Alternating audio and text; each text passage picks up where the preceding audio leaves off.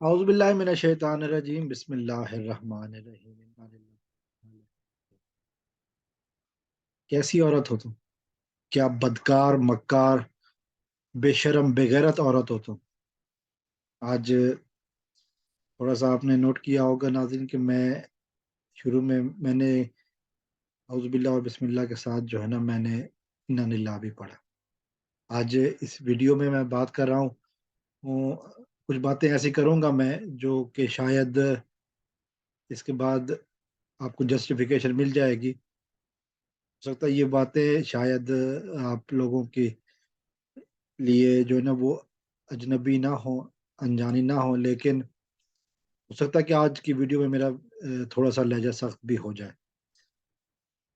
میں نے یہ انا للہ کیوں پڑھا؟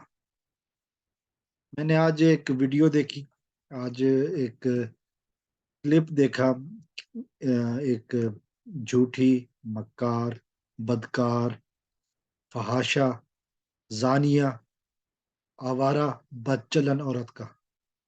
میرے خیال میں اس سے بہتر میں وہ لفظ استعمال نہیں کرنا چاہتا کہ بہت سی جگہوں پہ اس عورت کے لیے ہوئے ہیں، جس کو عورت کہنا بھی جو ہے نا وہ توہین ہوگی۔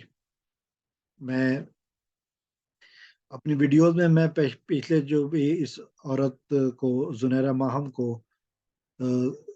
صرف ایک جب بھی میں نے اس کا مخاطب کیا نام لے کے کیا، لیکن آج اس ویڈیو میں کہتا ہوں کہ یہ مکار دھوکے باز دغا باز کذابہ، یہ وہ لفظ ہیں کہ جو بہت چھوٹے ہیں اس کے لیے۔ فحاشہ یہ لفظ جو ہے نا شاید بدکار بغیرت، شاید یہ لفظ اس کے لیے جو ہے نا وہ کچھ معنی نہ رکھتے ہوں، چونکہ یہ حقیقت میں ان لفظوں کی حقدار ہے۔ جس طرح کی آج میں نے ویڈیو دیکھی، جھوٹ تو خیر یہ بولتے رہتی ہے اور اس کو عادت ہے جھوٹ بولنے کی، لیکن اس لانتی عورت نے، اس فحاشہ عورت نے آج مسلمانوں کے جو لباس ہے اس کا مذاق اڑایا۔ اس واہیات عورت نے ایک ایسی خاتون کا مذاق اڑایا جو حجاب پہنتی ہے۔ میں سنا کرتا تھا لفظ یہ اداکارہ ہے اور ناکام اداکارہ ہے اور سستی اداکارہ ہے، تو میرے خیال میں بہت ساری باتیں اور بھی لفظ جو ہے نا وہ میڈیا پہ اس کے لیے موجود ہیں، اور جو کہ میں سمجھتا ہوں کہ اب شاید وہ لفظ غلط نہیں بولے گیا۔ اگر کسی نے اس کو سویٹی آنٹی کہا، کسی نے اس کی سویٹ ڈش کہا، کسی نے کچھ کہا، کسی نے رقاصہ کہا، کسی نے کچھ کہا، تو میں سمجھتا ہوں کہ یہ لفظ جو ہے نا وہ غلط نہیں بولے گئے، یہ لفظ ازرائے مذاق نہیں بولے گئے۔ اگر یہ بولے بھی گئے تھے تو یہ اب سچ ہے۔ یہ الفاظ جو اس کے اوپر آج اس نے لائیو سیشن میں بیٹھ کر ایک عورت کا مذاق اڑایا کہ جو حجاب پہنتی ہے، کورٹ رپورٹر ہے لیکن کورٹ میں بھی جاتی ہے تو وہ حجاب پہن کے جاتی ہے۔ اب میں اور کیا کہوں کہ لوگوں کا بستر گرم کرنے سے بہتر ہے کہ بندہ حجاب پہن لے۔ جھوٹ جس طرح کہ بولے جا رہے ہیں، جھوٹ بولنے سے بہتر ہے سچ بولا جائے۔ حرام کھانے سے بہتر ہے کہ کم کھائے بندہ اور حلال کھائے، محنت مزدوری کرے۔ محنت مزدوری کرنا کسی کے آگے ڈانس کرنے سے بہتر ہے۔